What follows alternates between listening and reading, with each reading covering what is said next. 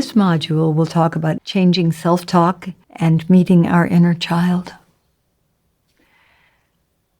Until we listen in and hear how we speak to ourselves, what is hidden will affect every area of our life. These next few modules will offer tools for uncovering what we've hidden from ourselves and discovering how we can cooperate with nature's plan for us to speak to ourselves and treat ourselves lovingly. From Proverbs comes this: as we think, so are we. May I take a moment to share part of my journey? I thought my mind was in charge of what it was full of, that there was nothing I could do about how I talked to me. Sadly, these were the thoughts I heard when I finally started listening in. Stupid idiot. You can't do that. You'll never have what you want. Everyone else knows what's going on. You never will. My mind stubbornly went along these same tracks over and over. Ah, the mind. When I began to pay attention to what was going on in there and to take responsibility for seeing things differently and choosing self-affirming thoughts instead of self-deprecating thoughts, both my thinking and my life began to change. Okay, now let's listen to the voices in our heads. How do we talk to ourselves? Do we hear a kind friend speaking to us in our minds, or do we hear more of the punitive, critical voice we may have internalized from childhood?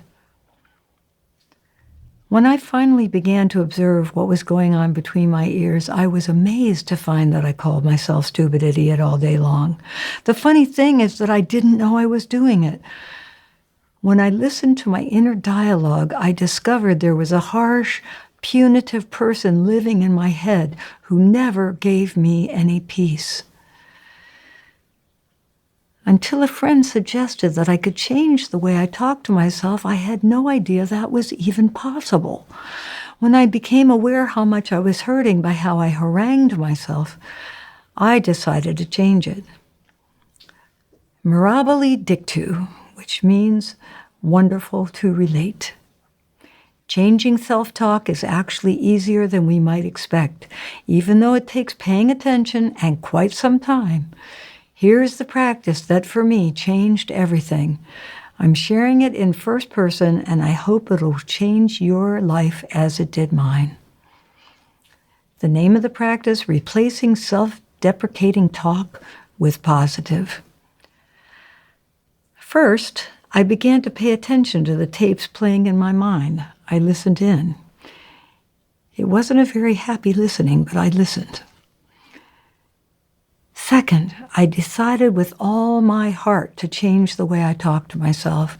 I decided I was going to call myself sweetheart from now on. Please choose the dearest, kindest name you can call yourself. I realized I wanted to make that change more than anything else. The journey began. I tried it out. I'd call myself sweetheart, and it was foreign at first. It didn't fit, but I kept doing it. Sometimes it made me laugh. Sweetheart, indeed. Third, especially in the beginning, I'd still hear stupid idiot. After all, it was what the mind was used to. It was familiar. When that would happen, I'd change what I had said to myself after the fact. If I found myself saying stupid idiot to myself, I'd follow it by saying, it's okay, sweetheart, we're changing that now. It's going to be all right. Fourth, as I paid attention and spoke kindly after the fact, little by little I began with a kind remark and the negative never got said. I really wanted to change, so I made a vigilant effort. I watched. I caught myself more and more often before I labeled myself as stupid, and instead spoke lovingly to myself. How long did it take to make the change? Honestly, it took about 2 years. For me, it doesn't matter how long something takes to change to a more loving way to live. It's worth it. And I imagine it will take each of us the time it takes. Some small adjustment may be all that's needed, and surely some of us may already be speaking kindly. Now, time has gone by, and honestly, I never hear stupid idiot in my mind. Instead, I do call myself sweetheart or sweetie when I make a mistake, and I still make plenty of those. One other thing, I also looked under the stupid idiot label to see why I was so hard on myself. Somehow, when I was growing up, I thought it wasn't all right to make mistakes. I expected myself to be perfect. We can be gentle with ourselves. Change takes time. I've been hard on myself, but now that's changing. I'm learning to befriend myself. We can speak to ourselves gently and kindly. We can pay attention, take responsibility for what we hear, choose new self-affirming thoughts. Really wanting to change is the key. Vigilance is the way. Mistakes are a natural part of life. A concert pianist has hit thousands, perhaps millions of wrong notes on the way to becoming able to play beautifully. Today, if I make a mistake, I say, "It's okay, sweetie, you tried. Next time you can try it a little differently." There has been an extra benefit from being kinder to myself. Because I had been so cruel to myself before, I now give myself more love when I make mistakes. I make up for all the ridiculous punishment of the past by giving extra love and appreciation to myself for trying. Thomas Edison tried 10,000 different ways to create a filament which would allow for a sustainable light. When asked how he could endure so much failure, he replied, "I have not failed 10,000 times. I've successfully found 10,000 ways that will not work." The word mistake reminds me of photography. With my camera, I can take an infinite number of shots. I take a shot, whoops, cut off his head, no problem. I just readjust and take another shot. Progress is inevitable. Life is a lab course. Mistakes pave the way to greatness. Are all of our practices favorites? Yes. It's time to meet our inner child. Many of us didn't have the childhood we wished. We may be able to point to specific things that were difficult or even impossible. Or we may just feel like we didn't get enough something. Our childhood experiences may be murky in our minds. It's a happy day when we realize we're the grown-ups now and we can reparent ourselves, give ourselves all the somethings that were lacking in childhood. At a weekend retreat, I was introduced to my inner child, an easy concept for me to grasp. I could believe we all carry ourselves at every age within. It made sense to me. Shall we meet our inner child now? Here's our practice, befriending our inner child. Let's sit comfortably and close our eyes.